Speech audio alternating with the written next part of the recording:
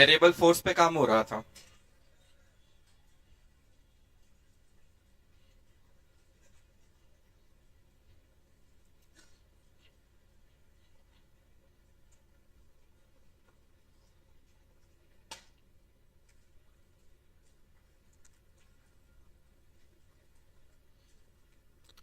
सो कल जो करवाया गया था वो सब कुछ याद है?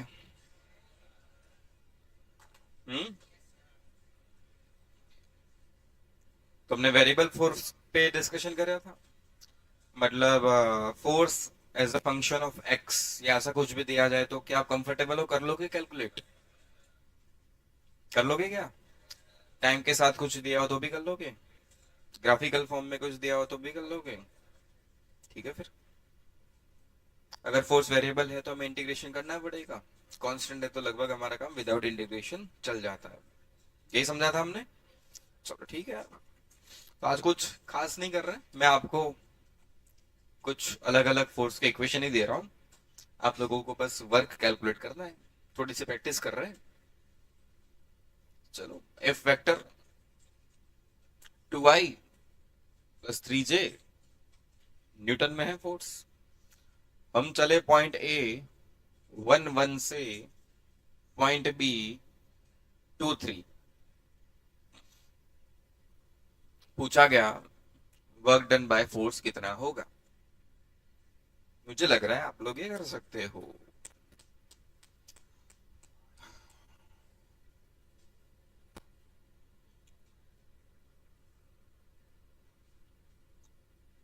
बताओ, फोर्स कांस्टेंट है या वेरिएबल? फोर्स कांस्टेंट है कि वेरिएबल? Constant force. अच्छा, क्या इन दोनों की हेल्प से हम डिस्प्लेसमेंट लिख सकते हैं? क्या आएगा बताओ डिस्प्लेसमेंट? डी वेक्टर 2 3 - 1 1, मतलब 1 2। सही है ना? ये मीटर में मान लेते हैं। ठीक है। अरे सही है। बस तो अब तो वर्क क्या हो जाएगा? F vector dot D vector. F vector क्या? 2 3 dot D vector 1 2। Answer 2 + 6 8 joule. आसान काम था। एक और करो फिर। Force vector X I Y J Z के ए पॉइंट 1 1 1 से पॉइंट बी 2 1 2 तक जाना है। फोर्स न्यूटन में, बाकी सब मीटर में। डिस्टेंस इज पोजीशन, वो मीटर में है। वर्क पूछा गया। मुझे लग रहा है ये भी आप लोग कर लोगे।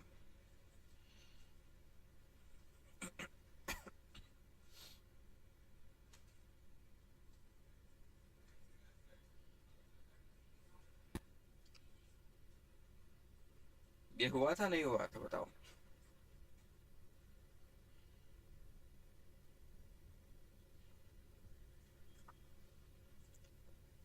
नहीं हुआ तो थोड़ा सा मैं याद करवा दूं। ये फोर्स कांस्टेंट है कि variable? Force constant variable? Force constant variable? Variable. और एक्स वाई जेड, एक्स की वैल्यू 1 से लेके 2 तक चेंज हो रही है। वाई की वैल्यू 1 से 1, वो चेंज नहीं हो रही। चलो, जेड की वैल्यू तो चेंज हो रही है 1 से 2। तो एक्स एंड जेड चेंज हो रहा है तो डेफिनेटली एफ चेंज होगा। तो फोर्स कांस्टेंट हुआ कि वेरिएबल हुआ? वेरिएबल हुआ। पोजीशन के साथ फोर्स की वैल्यू चेंज हो रही है। तो जब फोर्स वेरिएबल है तो वर्क कैसे कैलकुलेट करते हैं?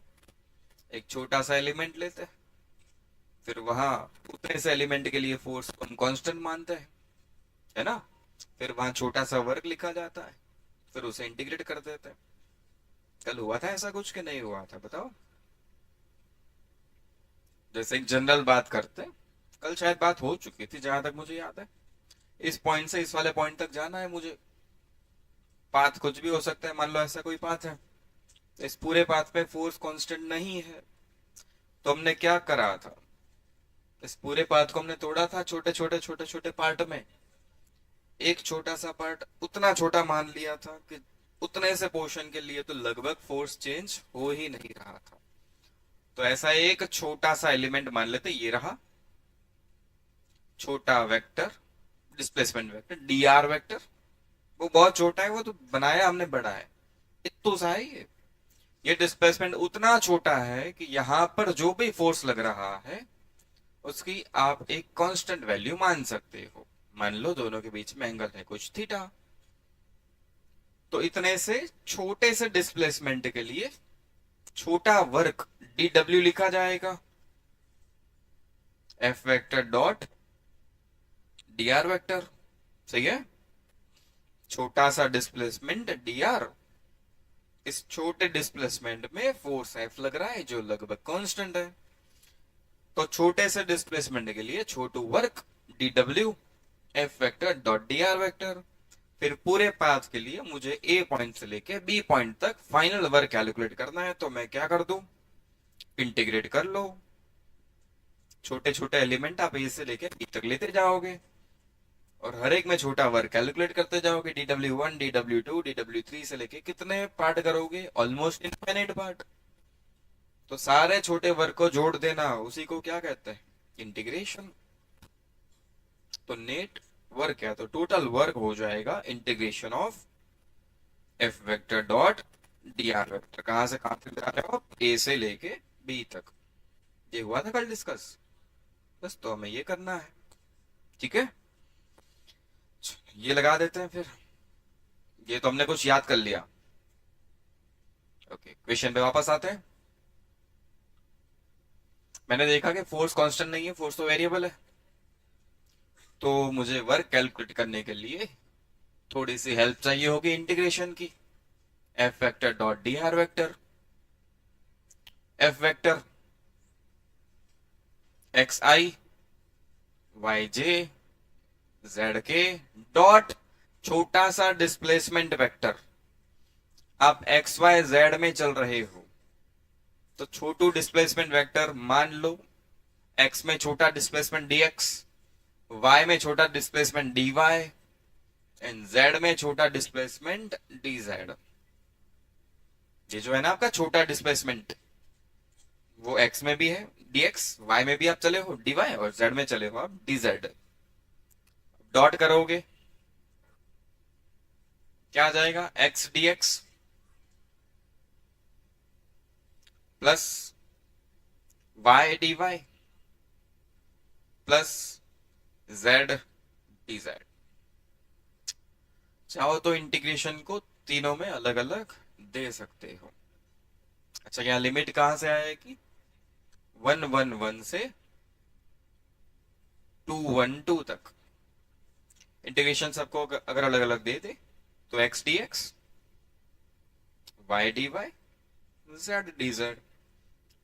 एक्स का इंटीग्रेशन एक्स के रिस्पेक्ट में हो सकता है, अरे integration of x with respect to x, integration याद है, जिस फंक्शन को आप इंटीग्रेट करना चाहते हो, जैसे यहां पर मैं एक फंक्शन को इंटीग्रेट करना चाहता हूं किसके रिस्पेक्ट में, एक्स के रिस्पेक्ट में, तो ये एक्स का फंक्शन होना चाहिए। भूल गए हो यार, तो चलो एक्स की लिमिट लिख दो 1 से 2। यहां पर मैं जिसको इंटीग्रेट करना चाहता हूं वो y का फंक्शन होना चाहिए, बिकॉज इंटीग्रेशन हो रहा है विथ रिस्पेक्ट टू y। क्या ये y का फंक्शन है, हाँ है, तो y की लिमिट डाल दो 1 से 1। Integration with respect to z, तो ये जो भी है वो z का ही फंक्शन होना चाहिए। क्या ये z का फंक्शन है, हाँ है, लिमिट 1 से 2। चलो x का इंटीग्रेशन बोलो बच्चा जल्दी, एक्स स्क्वायर बाय 2 लिमिट 1 से 2। y का इंटीग्रेशन बोलो, वाई स्क्वायर बाय 2 लिमिट 1 से 1। z का integration Z square by 2 limit 1 से 2। x को रिप्लेस करेंगे अपर लिमिट से, 2 का स्क्वायर 4 हो जाएगा, 4 बाय 1 सॉरी 4 बाय 2 2, सही है। माइनस x को रिप्लेस करेंगे लोअर लिमिट से, तो 1 1 बाय, y को रिप्लेस करो अपर लिमिट से तो 1 बाय 2, y को रिप्लेस करो लोअर लिमिट से तो वो भी 1 बाय 2, बीच में माइनस, तो आंसर आएगा 0। z को रिप्लेस करो अपर लिमिट से 2 से तो 2 स्क्वायर 4 4 बाय 2 2, फिर 1 से तो 1/2 आंसर, फाइनल आंसर 3 जूल। आया समझ में? एक और करते हैं चलो फिर। Force vector 2xi cap plus y के प्लस Z k कैप। चलो पॉइंट ए 0 1 0 से बी 1 2 2 तक जाना है। वर्क पूछा गया तो इंटीग्रेशन की हेल्प लगेगी, बिकॉज फोर्स वेरिएबल है। F.dr कर देंगे। सही है? अरे कुछ नया नहीं कर रहे हैं, बस प्रैक्टिस कर रहे हैं अभी थोड़ी। F.dr फोर्स वेक्टर लिख दो पूरा, 2xi plus y² j plus Z k dot dr को क्या लिख दो, dxi dy j dz k dot करोगे 2x dx y² dy plus z dz। Limit कहां से कहां तक, 0 1 0 से 1 2 2। चाहो तो इंटीग्रेशन सबको अलग अलग भी दे सकते हो। हम सीधा काम कर लेते हैं, चले डायरेक्ट काम। बोलो 2x का इंटीग्रेशन x के साथ, x² / 2, ये 2 तो कैंसिल हो गया, सिर्फ x की लिमिट 0 से 1। y² का इंटीग्रेशन y³ / 3, सिर्फ y की लिमिट 1 से लेके 2। z का इंटीग्रेशन Z² / 2, z की लिमिट 0 से 2। चलो x को रिप्लेस करो अपर लिमिट से 1, माइनस रिप्लेस करो लोअर लिमिट से 0, प्लस y को रिप्लेस करो अपर लिमिट से 2, 2³ 8, 8/3, माइनस y को रिप्लेस करो लोअर लिमिट से 1/3, प्लस z को 2, 2² 4, 4/2 2, माइनस 0। Answer 1 + 2 3, 3 + 7/3, 9 + 7 16/3 joule. कर लोगे ये काम? okay?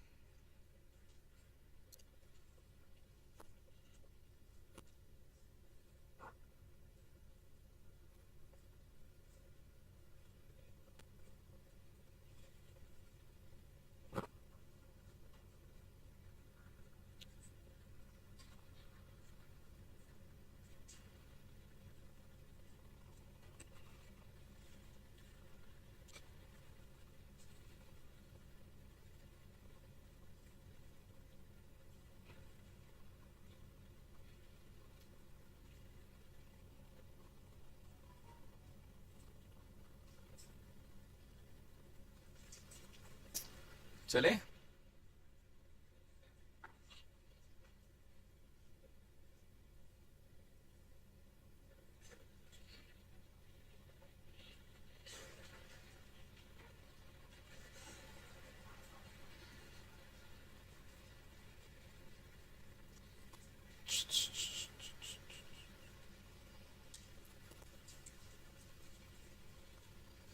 नेक्स्ट आप लोग करोगे।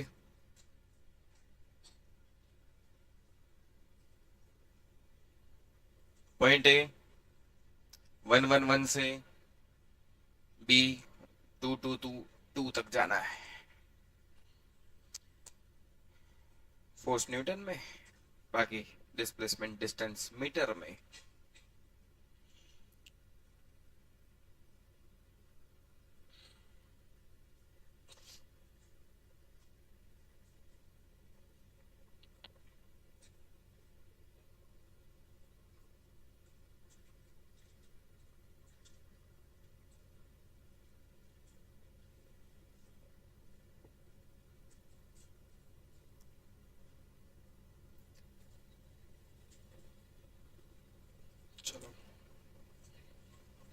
हो गया work integration F dot D r, F की वैल्यू आप प्लेस करोगे, एफ वेक्टर लिखोगे, फिर डी आर वेक्टर लिखोगे डी एक्स आई प्लस डी वाई जे प्लस डी जेड के, ऐसे ही फिर डॉट प्रोडक्ट करोगे, जब डॉट करोगे तो एक्स स्क्वायर के साथ क्या आ जाएगा डी एक्स, वाई स्क्वायर के साथ क्या आ जाएगा डी वाई, जेड स्क्वायर के साथ क्या आ जाएगा डी जेड। इसका हो जाएगा इंटीग्रेशन लिमिट 1 1 1 से 2 2 2। चलो एक्स स्क्वायर का integration x cube by 3, x की लिमिट 1 से 2, देन वाई क्यूब बाय 3 1 से 2, देन जेड क्यूब बाय 3 1 से 2, 2 cube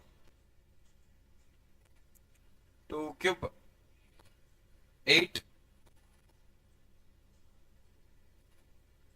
8 by 3 minus 7 by 3 plus 7 by 3 plus 7 by 3, 3 times 7 by 3 7 joule.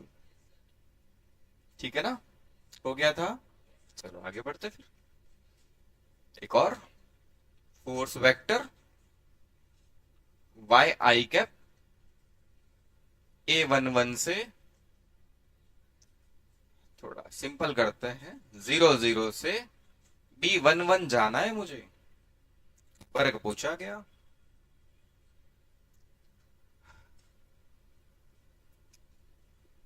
A00 से B11 जाना है, वर्ग पूछा गया है। बड़े बड़े देशों में ऐसी छोटी छोटी बातें होती रहती हैं।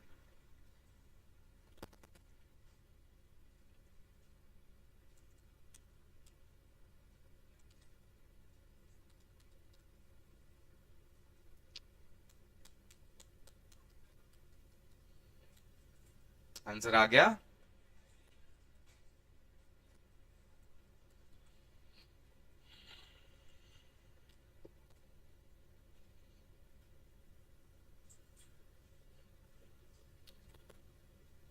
अरे कर रहे हैं ना, यहाँ पर डिस्कशन क्यों कर रहे हो?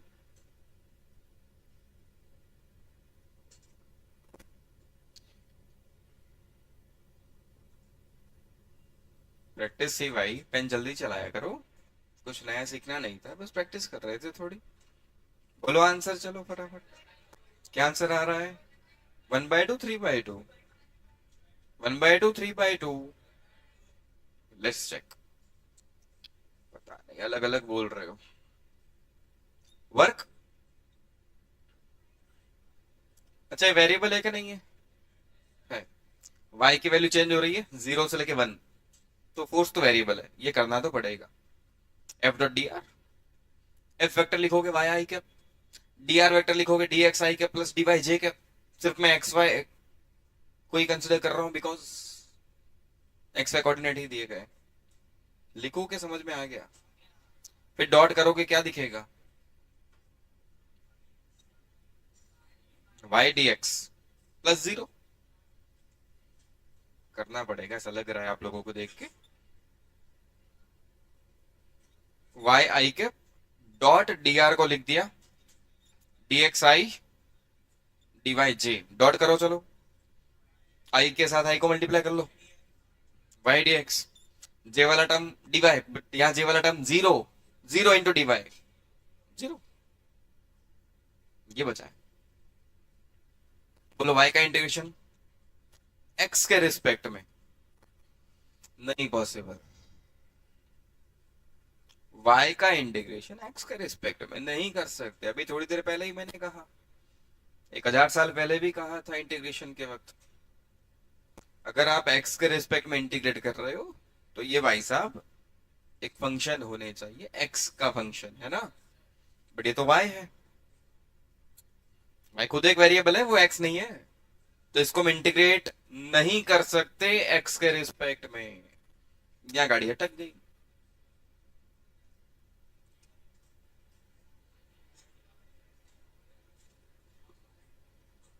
पॉसिबल।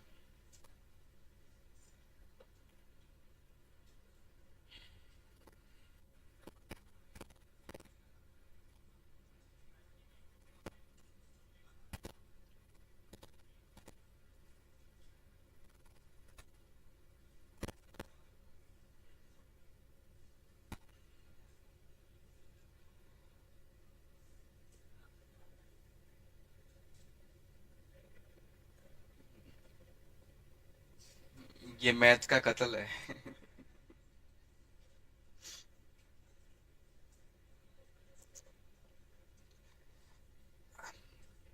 अच्छा, ये क्वेश्चन एक्चुअली यही समझने के लिए दिया गया था कि ये पॉसिबल नहीं है। देखो क्या गड़बड़ है, समझो। अभी तक जितने भी क्वेश्चन करे उन सब में मैं आपको डेटा इतना ही दे रहा था जितना मैंने यहाँ पर दिया है। जैसे ये क्वेश्चन था, इसमें एक फोर्स का इक्वेशन दिया गया था ये वाला, और फिर आपको 2 पॉइंट्स दिए गए थे, ये दोनों काम हो गया, कहीं पर कोई प्रॉब्लम नहीं हुआ। ये भाई साहब थे, एक फोर्स का इक्वेशन दिया, 2 पॉइंट दे दिए, काम हो गया। इसमें फोर्स का इक्वेशन, 2 पॉइंट दे दिए, इनिशियल फाइनल, काम हो गया। इसमें भी सेम डेटा दिया है, फोर्स का इक्वेशन 2 पॉइंट, बट काम नहीं हुआ। अब मैथमेटिकली फंस गए। यहां पर क्यों नहीं फंस रहे थे? आई के साथ सिर्फ एक्स वाला टर्म था, जे के साथ वाई वाले टर्म्स थे, के साथ जेड वाले टर्म्स थे।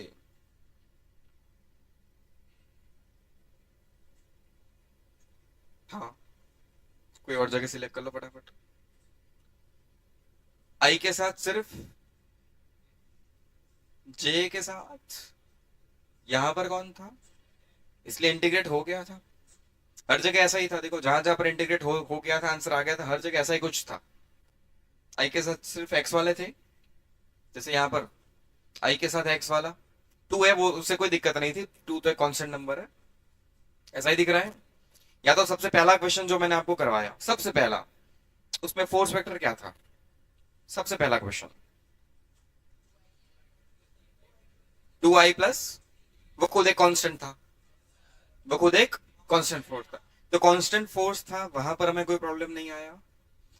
आई के साथ एक्स वाले टर्म्स, जे के साथ वाई वाले टर्म, के साथ जेड वाले, तो भी कोई प्रॉब्लम नहीं हो रहा है, आराम से सॉल्व हो जाता है। बट हम फंसते यहां पर है, जब आई के साथ कोई वाई वाला टर्म आ गया, तो हम यहां जाके फंस गए कि अब y का इंटीग्रेशन करना पड़ रहा है x के रिस्पेक्ट में। ये मैथमेटिकली पॉसिबल नहीं है। ये इंटीग्रेशन पॉसिबल तब हो पाएगा जब मैं y को हटा दूं, x को ले आऊं। y को हटा के x को लाना मतलब y एंड x के बीच में रिलेशन निकालना, मतलब ये तभी पॉसिबल है जब एक एक्स्ट्रा इंफॉर्मेशन मुझे दी जाए। क्या?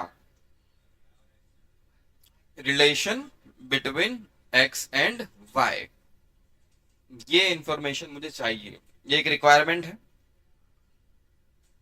जो यहां पर नहीं दिया गया, ये डेटा मिसिंग है।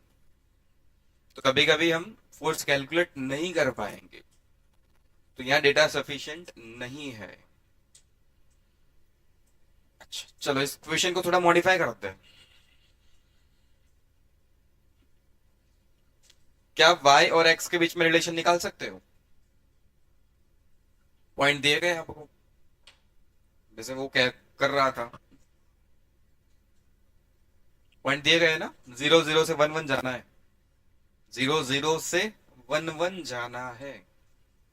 तो हम अटके क्यों? क्या हम कोई रिलेशन नहीं बना सकते? ये x, ये y, ये 0 0 अपना पॉइंट ए, ये 1, ये 1, तो ये b, 1 1, ठीक है ना? कोई है रिलेशन क्या y और x के बीच में? क्या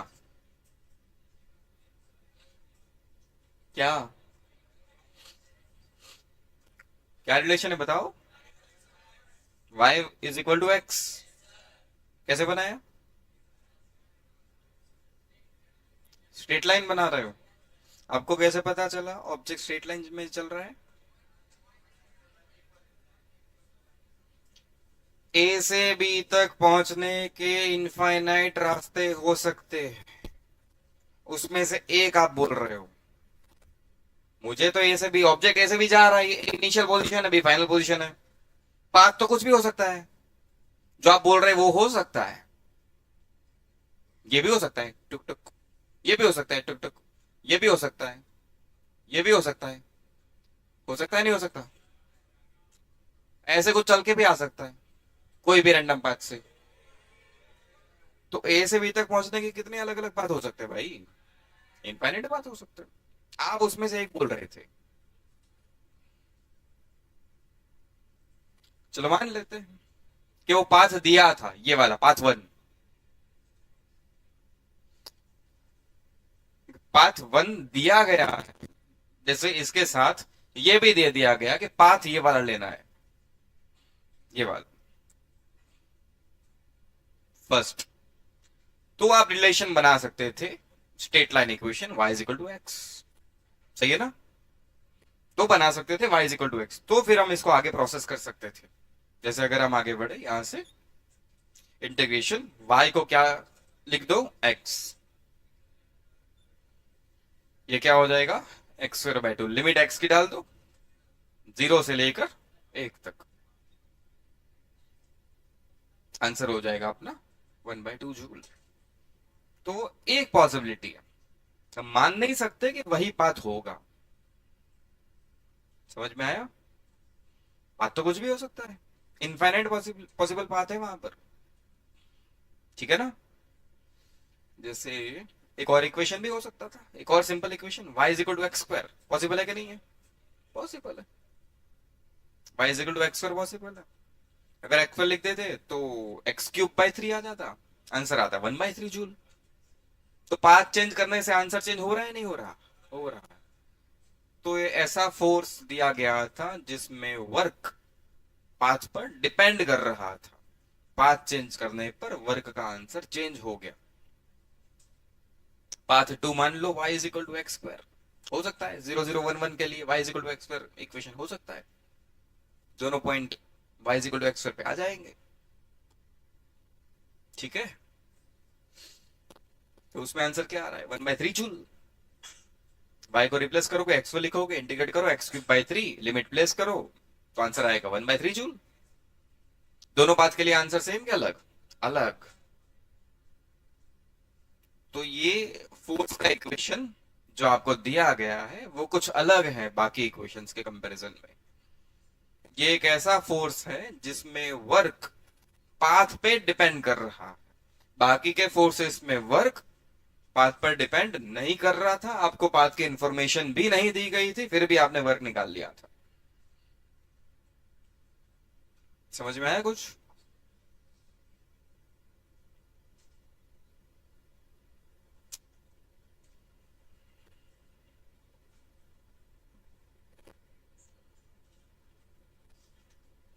तो इक्वेशन को समझने के लिए लिया था कि ऐसे भी फोर्सेस होते हैं जिसमें इतने इंफॉर्मेशन सफिशिएंट नहीं होती, पाथ भी आपको बताना पड़ेगा कि इस पाथ से होते हुए जाना है, तब वर्क निकाल पाओगे।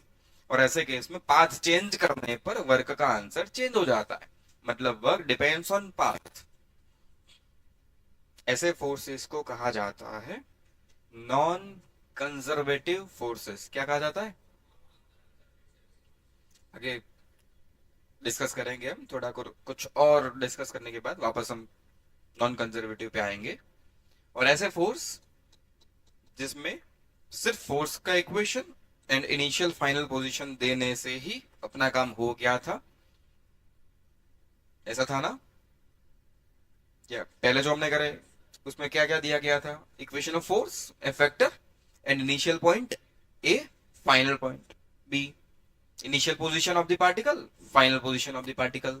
यहां पर हम कहीं नहीं अटके थे, आंसर आ गया था। तो ऐसे केसेस में वर्क पाथ पर डिपेंड नहीं करता, वो initial position and final position पर डिपेंड करता है। अगर मैं ए बी चेंज कर दूं, जैसे बी को चेंज कर दो, 2 2 2 की जगह 3 3 3 कर दो, तो ऑब्वियसली आंसर बदल जाएगा। तो यहाँ पर वर्क पाथ पे डिपेंड नहीं करता, वर्क किसके ऊपर डिपेंड कर रहा है, इनिशियल एंड फाइनल पोजीशंस पर। ऐसे फोर्सेस को कहा जाता है कंजर्वेटिव फोर्सेस। कौन से फोर्स?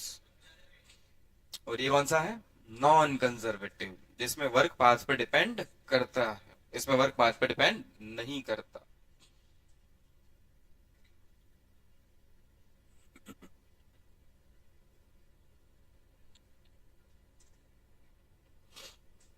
चले आगे।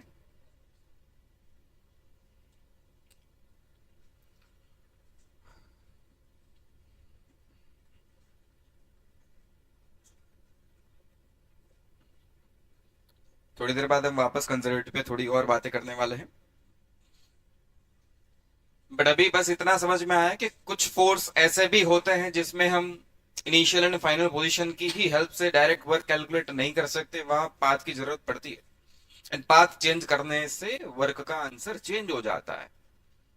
तो ऐसे फोर्सेस भी होते हैं जिसमें वर्क पाथ पे डिपेंड करता है, उनको नॉन कंजर्वेटिव कहते हैं। आगे बढ़ते हैं।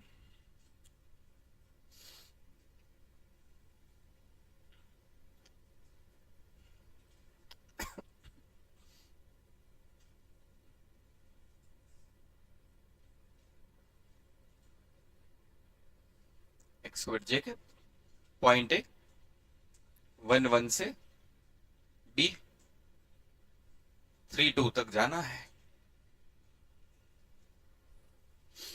वर्क डन बाय फोर्स पूछा गया। देख के क्या लग रहा है? पेन चलाओ, पेन चलाओ।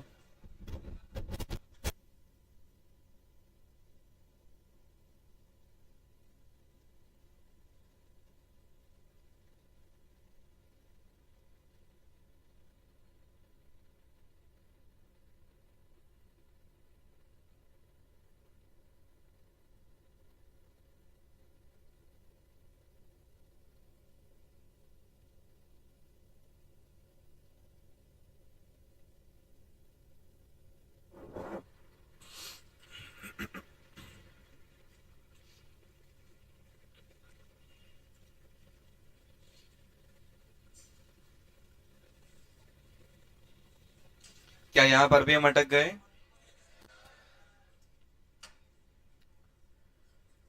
चलो सॉल्यूशन करते हैं।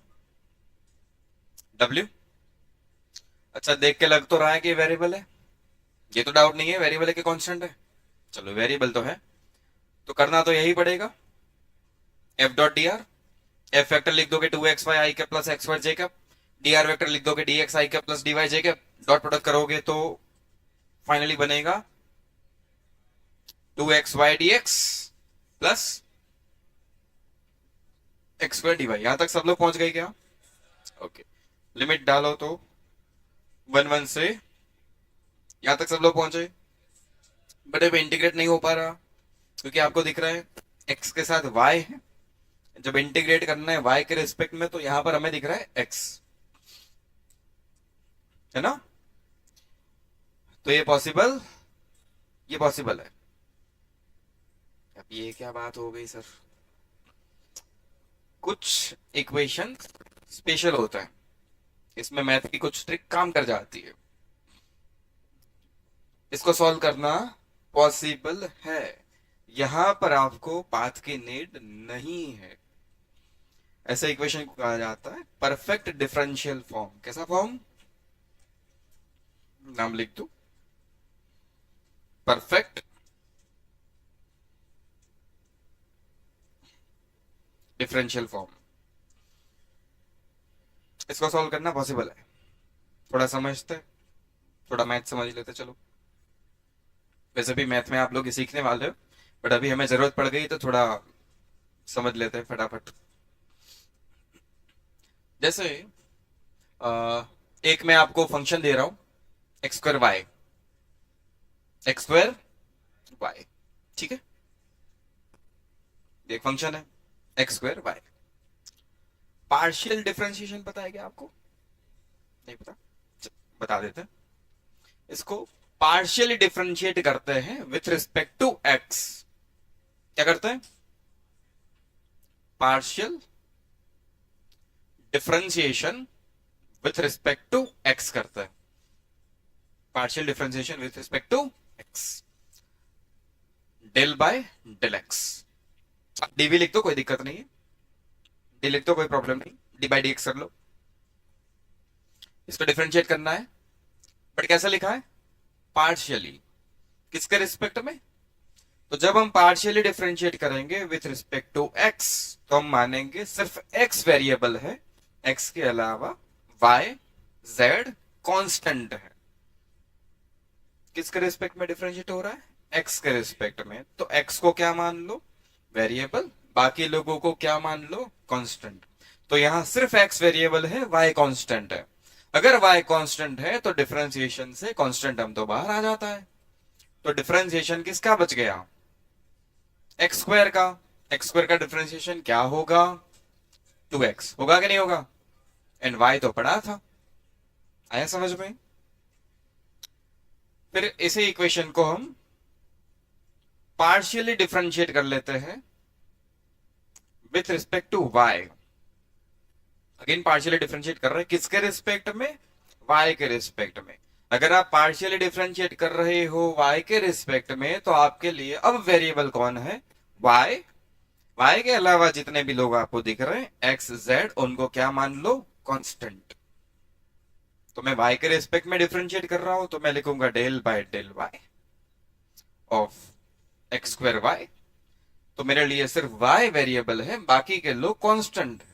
तो अब एक्स स्क्वायर को कांस्टेंट मानते हुए उसे उठा के बाहर ले आओ आप। Del by del y of y का डिफरेंशिएशन क्या होता है? y का डिफरेंशिएशन 1। तो क्या बच गया? तो ये देखो, ये आपका पहला टर्म है यहां पर, है कि नहीं? और दूसरे का आंसर क्या आ रहा है? X square. ये आपका दूसरा टर्म है। तो ये एक परफेक्ट डिफरेंशियल फॉर्म है इसका।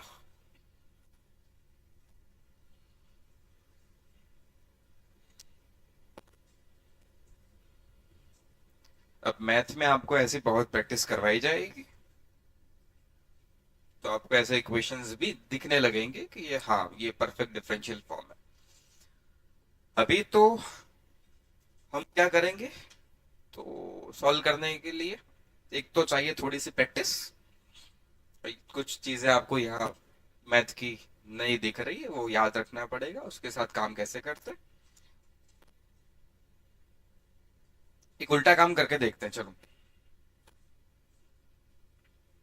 जैसे ये पहला टर्म आपको दिख रहा है 2xy, तो मैं उल्टा काम कह रहा हूं। पहला टर्म क्या दिख रहा है आपको? 2xy। मैं कह रहा हूं पार्शियली इंटीग्रेट कर लो 2xy को विथ रिस्पेक्ट टू x। मैंने शब्दों में लिखा है पार्शियली इंटीग्रेट कर लो किसको? पहले टर्म को 2xy को किसके रिस्पेक्ट में इंटीग्रेट कर लो? x के रिस्पेक्ट में, पार्शियल इंटीग्रेट। तो अगर आप x के रिस्पेक्ट में इंटीग्रेट कर रहे हो तो x के अलावा जितने भी दिख रहे हैं उन सबको क्या मान लिया जाए? कांस्टेंट। तो यहां पर x वेरिएबल 2 एंड y क्या हो गए? कांस्टेंट। तो 2y कांस्टेंट है तो 2 एंड y तो पड़े रहेंगे। 2 एंड y कांस्टेंट। x को इंटीग्रेट कर, x को इंटीग्रेट कर, X square by 2, 2 cancel, X square Y आ गया। फिर दूसरा टर्म जो dy के साथ है वो क्या है? X square. तो उसको भी पार्शियली इंटीग्रेट करो दूसरे टर्म को जो y के dy के साथ है एक्स स्क्वायर, उसको इंटीग्रेट करो किसके रिस्पेक्ट में? y के रिस्पेक्ट में। तो आंसर क्या दिखेगा? y के रिस्पेक्ट में इंटीग्रेट करना है तो y के अलावा जितने भी लोग हैं सबको क्या मान लो? कांस्टेंट। तो y के अलावा एक दिख रहा है मुझे एक्स स्क्वायर, उसको तो कांस्टेंट मान लिया। तो y तो है ही नहीं, मतलब 1 है वहां पर। क्या है? 1 का इंटीग्रेशन y के साथ y।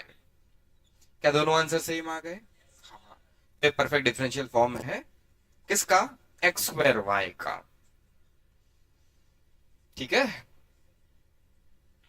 सीधा उल्टा दोनों काम मैंने करके आपको दिखा दिया। आपको जो ठीक लगे करना है, थोड़ी सी प्रैक्टिस से हो जाएगा। आगे बढ़े, फिर क्वेश्चन पे वापस आ जाते हैं। तो मुझे ये समझ में आया कि ये भाई साहब तो परफेक्ट डिफरेंशियल फॉर्म है एक्स स्क्वायर वाई का।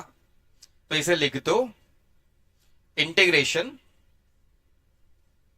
तुम परफेक्ट डिफरेंशियल फॉर्म हो, मतलब d of x square y. X square y को पार्शियली डिफरेंशिएट किया गया था एक्स के साथ, तो पहला टर्म बन रहा था। उसको पार्शियली डिफरेंशिएट किया गया था वाई के साथ, तो दूसरा टर्म बन रहा था। तो ये डिफरेंशियल फॉर्म है किसका? एक्स स्क्वायर वाई का। तो इसलिए ऐसे लिखा जाता है डी एक्स स्क्वायर वाई। अब इसको सॉल्व करने के लिए, जैसे इसकी लिमिट थी 1 से 3 इसको सॉल्व करने के लिए मैं इसको मान लेता हूं के। तो ये बन गया डी के। मैंने किसको के माना? के किसको माना मैंने, एक्स स्क्वायर वाई को। अपना पहला पॉइंट क्या था, ए 1 1 है ना। अगर मैं 1 1 लू तो के की वैल्यू एक्स की जगह क्या लिख दो 1, वाई की जगह भी क्या लिख दो 1, तो के क्या आ जाएगा 1। तो जहां मैं 1 1 लिख रहा था, अब मुझे, मैं इंटीग्रेट के रेस्पेक्ट में कर रहा हूं, तो मुझे लिमिट भी के की लिखनी पड़ेगी। तो 1 1 को अब लिखा जाएगा के टर्म में, के की लिमिट के फॉर्म में 1। दूसरा पॉइंट था बी अपना 3 2, तो उसके लिए के क्या लिखोगे, एक्स की वैल्यू 3 स्क्वायर, वाई की वैल्यू 2, 9 इंटू 2 18। तो के फॉर्म में हम चले गए, तो लिमिट भी चेंज हो गई। ये लिमिट एक्स वाई के फॉर्म में थी, अब ये लिमिट के फॉर्म में आ गई। बस डीके का इंटीग्रेशन, के लिमिट 118, आंसर 17 जूल। ये आंसर है। एक दो एक दो क्वेश्चन कर रहे हैं, फिर हो जाएगा। एक्स स्क्वायर, हाँ 2 3 क्वेश्चन करेंगे, सब अपने आप समझ में आएगा। लिख ले अभी।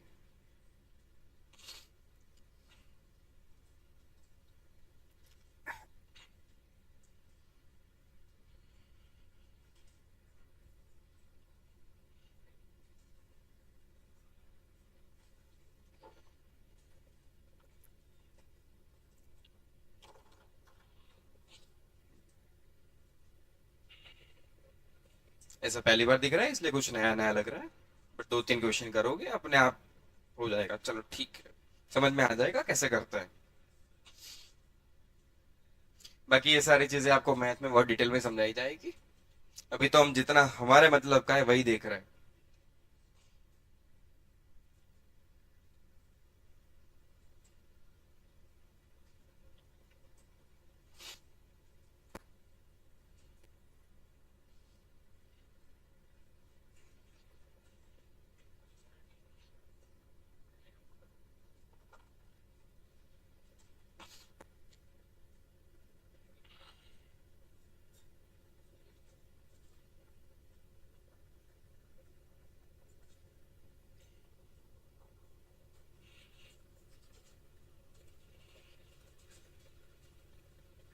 हो गया कॉपी?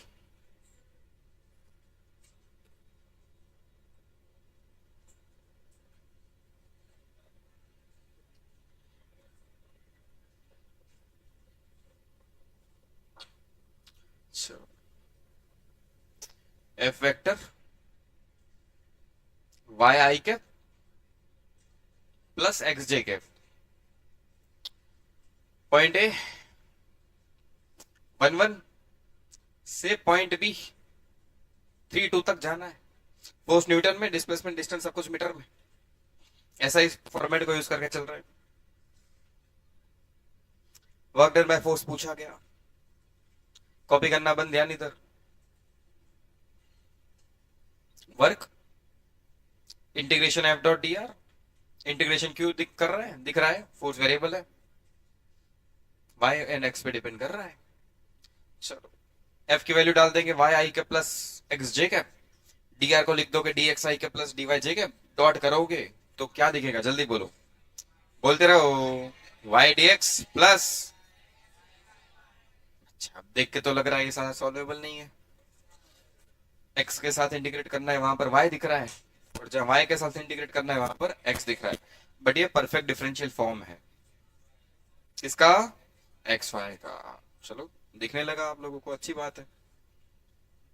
अगर ना दिखे तो ट्रिक क्या है हमारे पास, खोपचे में कुछ काम कर लो, पहले टर्म को पार्शियली इंटीग्रेट कर लो विथ रिस्पेक्ट टू एक्स। मतलब ये कह रहा हूं, इंटीग्रेशन कर लो y का, पहले टर्म का, किसके साथ, x के साथ। बट पार्शियली, पार्शियल इंटीग्रेट करोगे x के साथ तो सिर्फ x वेरिएबल है, y कांस्टेंट है। तो y कांस्टेंट तो y तो बाहर आ गया, सिर्फ dx बचा है, dx का इंटीग्रेशन x, एक्स वाई। फिर दूसरे टर्म की बारी, इस भाई साहब को पार्शियली इंटीग्रेट कर लो विथ रिस्पेक्ट टू y, चाहो तो ऐसा लिख दो एक्स टी वाई। दूसरे टर्म मतलब x को पार्शियली हम इंटीग्रेट कर रहे हैं y के साथ, y के साथ इंटीग्रेट हो रहा है, तो y वेरिएबल है अपने लिए, x कांस्टेंट, कांस्टेंट को उठाया बाहर रख दिया, बचा सिर्फ इंटीग्रेशन dy, dy का इंटीग्रेशन y। क्या दोनों सेम आ गए? हाँ। तो ये परफेक्ट डिफरेंशियल फॉर्म है xy का। अब आया कुछ समझ में? चलो ठीक है। तो जैसे इसको देखा, हमने कहा भाई तुम तो परफेक्ट डिफरेंशियल फॉर्म हो xy का, तो तुम्हें तो मैं ऐसे लिख दूंगा, इंटीग्रेशन d ऑफ xy। तो जैसे ये लिख दो, इसको मान लो सीधा k, सॉल्व करने का आसान तरीका, तो बन गया डी के का इंटीग्रेशन क्या होता है? k, answer. बट हम xy से किस फॉर्म में चले गए? k, तो लिमिट चेंज करनी पड़ेगी। तो k अब क्या था? xy। अपना पहला पॉइंट 1 1 था, तो अगर xy के टर्म में रहते तो लिमिट लिखते 1 1 से 3 2, बट अब तो k में चले गए हो, तो लिमिट भी k के टर्म में होनी चाहिए। तो जब 1 1 पे है तो k की वैल्यू x की वैल्यू 1, y की वैल्यू भी 1, मतलब 1। फिर फाइनली हम पहुंचे 3 2 पे, तो k क्या हो जाएगा? x की वैल्यू 3, y की वैल्यू 2, 6। तो k के टर्म में लिमिट हो गई 1 से लेके 6 तक। डी के का इंटीग्रेशन k हो गया, लिमिट 1 से लेके 6, लिमिट प्लेस करोगे 6 - 1 5 जूल। देखो यहां पर भी बात की जरूरत नहीं है, बिना बात के ही सिर्फ ये 2 पॉइंट की हेल्प से काम हो रहा है। तो ये कौन सा फोर्स कहलाएगा? कंजर्वेटिव के non conservative? Conservative. Non conservative का मतलब क्या? जिसमें वर्क कैलकुलेट करने के लिए हमें पाथ की रिक्वायरमेंट है, पाथ चेंज करने से वर्क चेंज हो जाता है। यहाँ वर्क कैलकुलेट करने के लिए पाथ की रिक्वायरमेंट नहीं थी, सिर्फ पॉइंट एंड फोर्स से ही अपना काम हो गया, जैसे पहले हो भी रहा था। एक आध और कर दे इस टाइप का, एक आध क्वेश्चन और।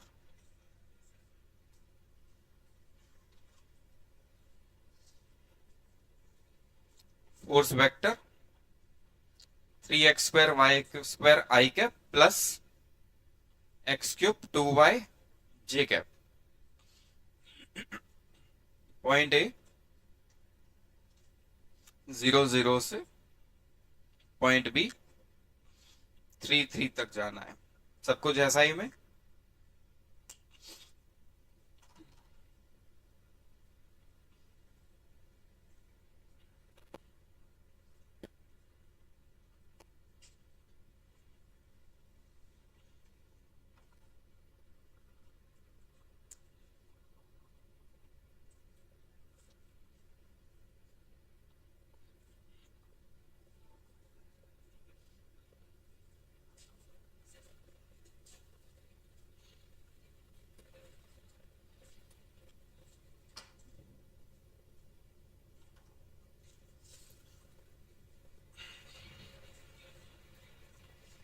हो क्या? हो रहे अब ऐसे क्वेश्चन?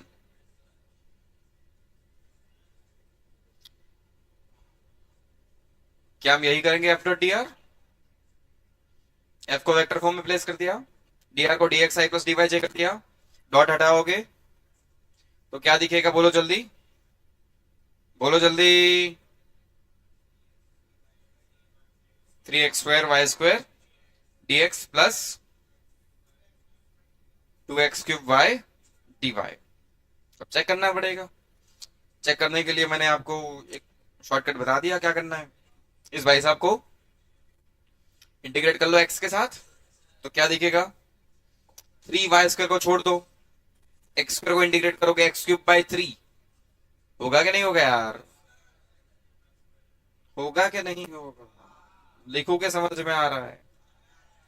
लिखो सर। पार्शियल इंटीग्रेट करो with respect to x, answer बोल। 3 और y² को तो छोड़ दिया, इन दोनों को, x² को इंटीग्रेट करो, 3 3 कट गए, x³ y²। फिर इस वाले टर्म को पार्शियल इंटीग्रेट करो y के साथ, partial integrate with respect to y के साथ इंटीग्रेट कर रहे हो तो y वेरिएबल है, x को कांस्टेंट मानो, 2x³ तो पड़ा रहेगा, y को इंटीग्रेट करा y² by 2, 2 2 कट गया, एक्स क्यूब वाई स्क्वायर। ये काम हमने घोपचे में कर लिया। दोनों का आंसर सही मतलब सही। तो अगेन ये भाई साहब कौन है? Perfect differential form x cube y square. Again इसको क्या मान लो कि इंटीग्रेशन का आंसर कि लिमिट चेंज कर लो कि किसको माना गया एक्स क्यूब वाई स्क्वायर। अपना पॉइंट वन क्या था? 0 0। तो बोलो के क्या आएगा? 0। सेकंड पॉइंट बी क्या था? 3 3। तो के क्या आएगा? 3 क्यूब इंटू 3 स्क्वायर क्या आ रहा है? 243। अच्छा ओके। तो लिमिट जीरो से 243। Answer 243 joule. आया कुछ समझ में?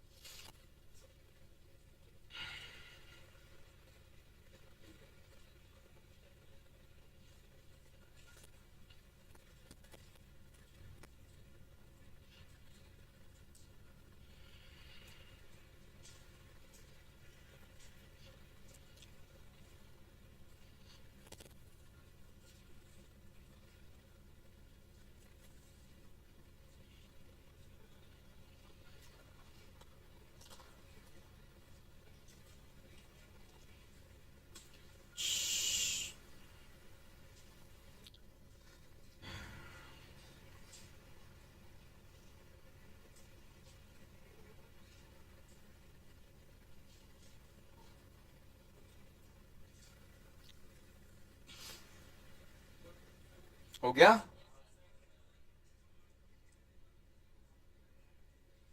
W integration 3x² y² z dx plus 2x³ y z dy plus x³ y² यहां पहुंचे? यहां तक पहुंच गए सब लोग? लिमिट 101 सॉरी 010 से 1 to 1 क्या चेक किया आप लोगों ने? चेक किया क्या? डी x³ y² z मिला ऐसा कुछ? लिमिट चेंज कर दें? चलो क्या इसको के मान ले? So work is equal to integration of d k. किसको के माना हमने? x³ y² z को। अपना पहला पॉइंट क्या था? 0 1 0। तो बोलो इसके लिए के की वैल्यू 0 सही है। दूसरा पॉइंट कौन है? 1 to 1। बोलो के की value 1 cube into 2 square 1 cube 4। Limit कहां से कहां तक चली गई? 0 से 4। आंसर डीके का 4 0 से 4 लिमिट डब्ल्यू वर्क 4 जूल। हो गया? नहीं हुआ भाई आप लोगों से?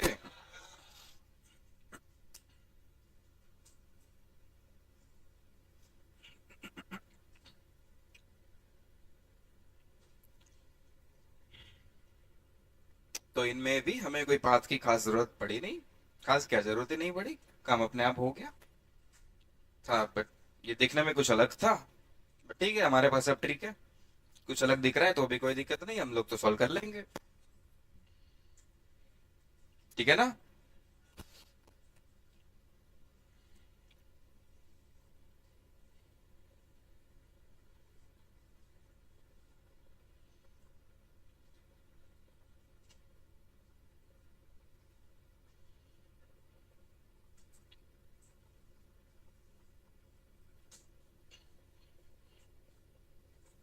हटा दूं? तो आज हमने कितने अलग अलग क्वेश्चन करे जल्दी बताओ। सबसे पहला क्वेश्चन क्या था? नहीं, मैं पूरे क्वेश्चन पूछ रहा हूं। वर्क फोर्स का इक्वेशन बोलो। तो बोलता रहे। 2i cap plus 3j cap. Second, x i cap y j cap z k cap. ठीक है। थर्ड, 2xi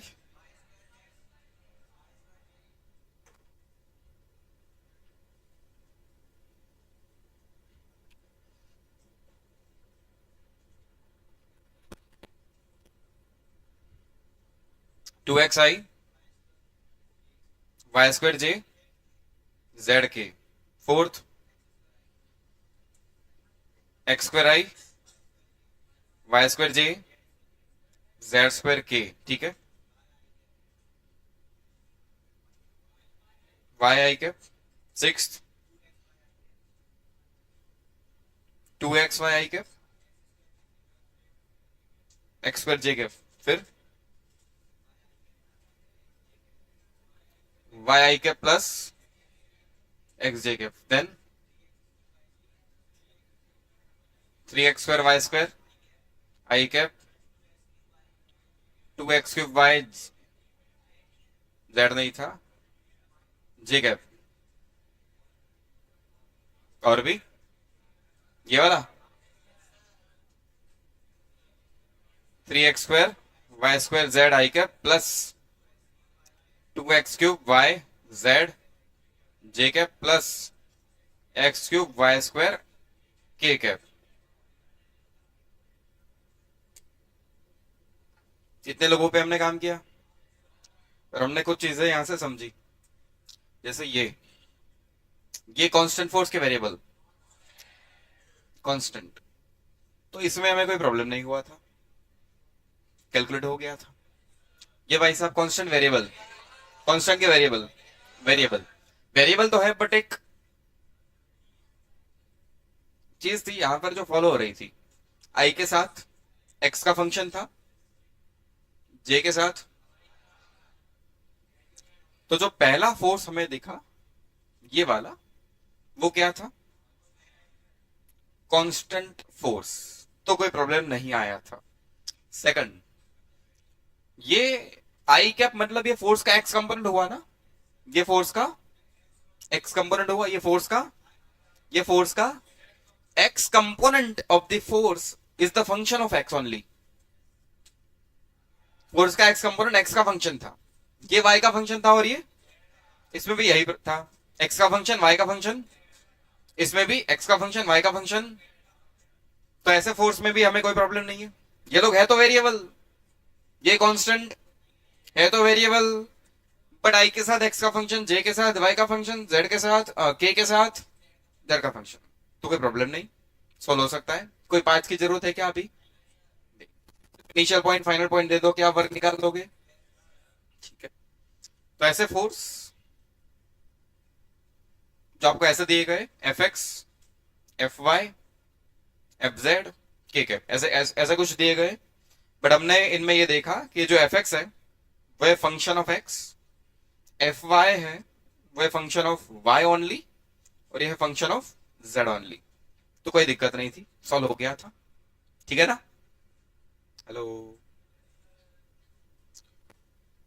थर्ड कैटेगरी जो हमने देखी वो था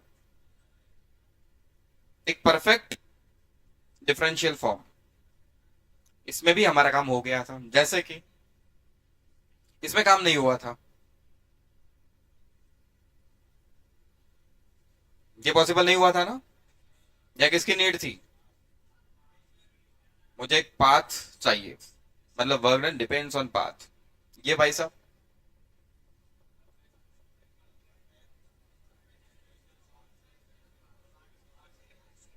ये वैलिड था, ये भी था, ये भी था, ये भी था। तो ये सब लोग क्या थे? Perfect differential.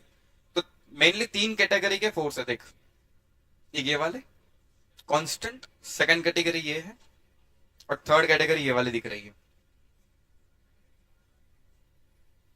ऐसे तीन अलग अलग कैटेगरी के अगर मुझे फोर्स दे दिए जाए तो वर्क कैलकुलेट करने के लिए कोई पाथ की जरूरत नहीं है।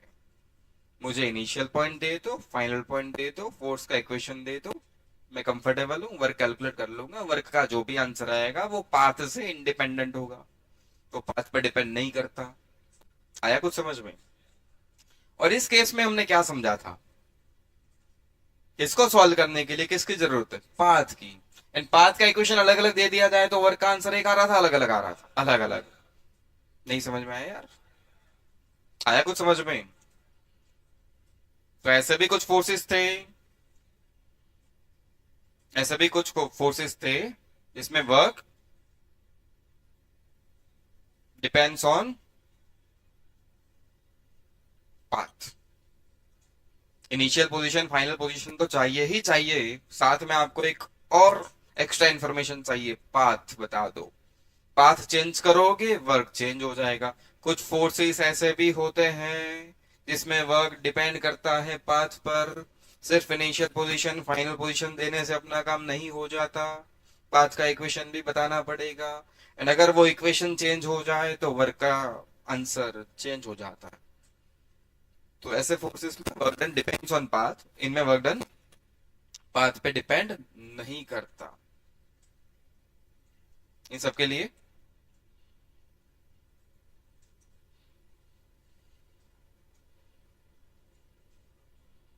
Does not depends on path. तो मेनली फोर्सेस को हमने दो कैटेगरी में डिवाइड करा। एक कंजर्वेटिव फोर्सेस एंड दूसरे नॉन कंजर्वेटिव फोर्सेस। ऐसे फोर्सेस दिख जाए जहां पर वर्क पाथ पे डिपेंड नहीं करता, उनको कैसे फोर्स कहा जाता है? कंजर्वेटिव।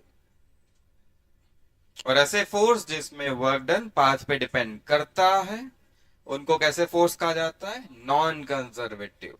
इसका एग्जाम्पल है अपना फ्रिक्शन। फ्रिक्शन नॉन कंजर्वेटिव है। और इसका एग्जाम्पल अगर बताऊं तो एक तो अपना mg, weight mg, force of gravity, वो तो कांस्टेंट है। अरे mg फिक्स है ना यार, 2 किलो का ब्लॉक तो mg, कहीं पर भी चले जाओ mg की वैल्यू फिक्स 20 रहेगी, तो वो कांस्टेंट। फिर दूसरा ले लो अपना स्प्रिंग फोर्स। स्प्रिंग फोर्स का इक्वेशन क्या होता है? kx। वो कैसा किस कैटेगरी का हो गया? Second category. तो ऐसे फोर्सेस को क्या कहेंगे हम? Conservative force. तो अपना स्प्रिंग फोर्स कंजर्वेटिव है, ग्रेविटेशनल फोर्स कंजर्वेटिव है। फिर आगे चल के हम सीखेंगे इलेक्ट्रोस्टैटिक फोर्स, वो भी कंजर्वेटिव है। फ्रिक्शन फोर्स कंजर्वेटिव नहीं है।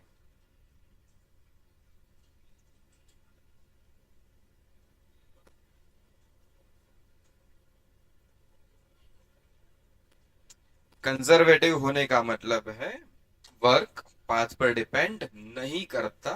नॉन कंजर्वेटिव होने का मतलब है वर्क पाथ पर डिपेंड करेगा। फिर से कह रहा हूं, कंजर्वेटिव का मतलब ए से बी पे मुझे जाना है, कोई भी पाथ सिलेक्ट कर लो, वर्क का आंसर सेम रहेगा, वो पाथ पे डिपेंड नहीं करेगा। नॉन कंजर्वेटिव का मतलब ए से बी पे जाना है, पाथ चेंज करोगे वर्क का आंसर चेंज हो जाएगा।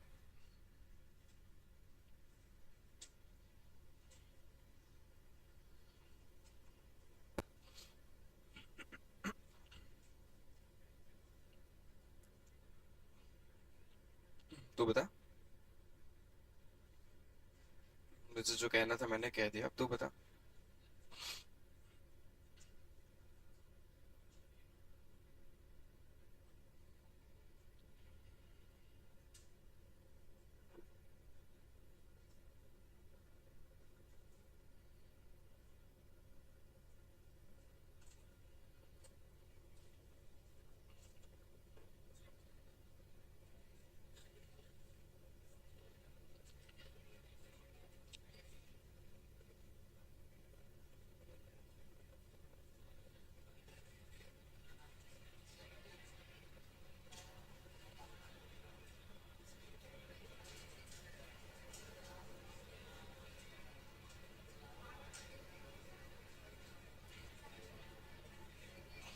हो गया, लिख दिया आपने?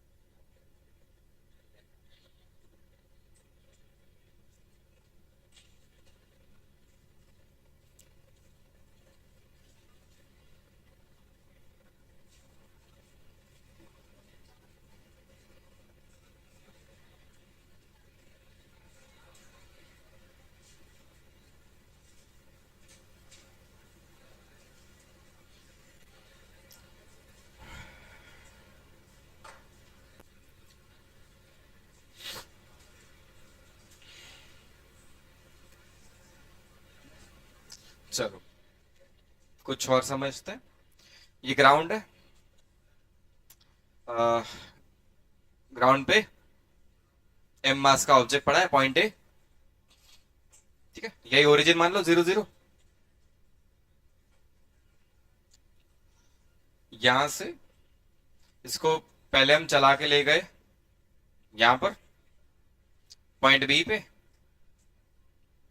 बी x0, x दूर है, फिर यहां से ले गए ऊपर पॉइंट सी, ये एक्स वाई, वाई ऊपर गए, ठीक है ना। आपको दो अलग अलग पाथ दिए गए, एक पाथ ये था ए बी, देन बी से सी, सेकंड पाथ था ए से D,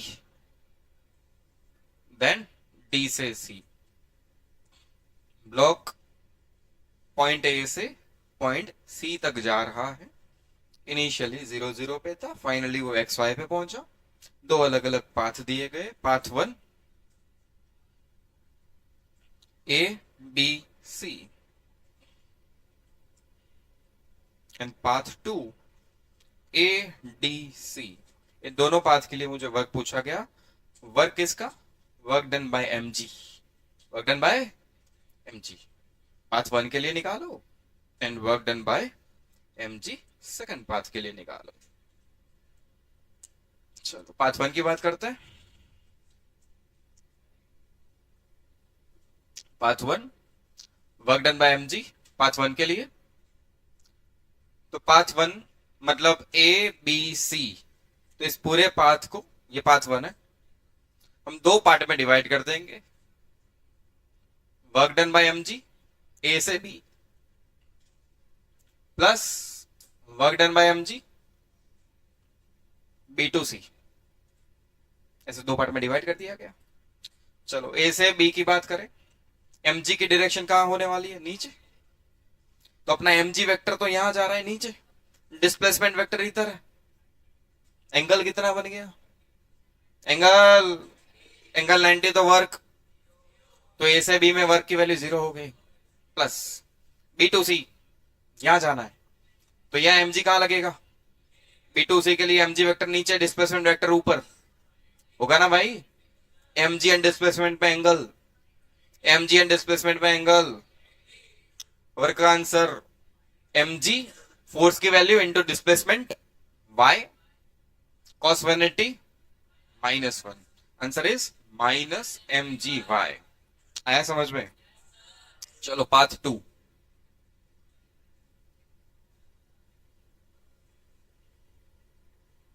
second path, work done by mg second path के लिए। अगेन इसको दो पार्ट में तोड़ो। Work done by mg A से D plus work done by MG D to C. चलो ए से डी जाना है, ए से डी में एमजी तो ये लग रहा है, एंड डिस्प्लेसमेंट आपका ऊपर है, दोनों में एंगल, एंगल, तो वर्क लिखा जाएगा, फोर्स की वैल्यू एमजी, डिस्प्लेसमेंट की वैल्यू वाई, ऊपर जाओगे cos 180 -1 प्लस डी टू सी, यहां जब जाओगे तो mg इधर लगने वाला है, डिस्प्लेसमेंट आपका इधर दिख रहा है, एंगल बनेगा 90, एंगल 90 तो वर्क 0, आंसर। तो दो अलग अलग पाथ से आंसर सेम आया, लगाया सेम। ये कंजर्वेटिव फोर्स है, वर्क डन पाथ पे डिपेंड नहीं करता।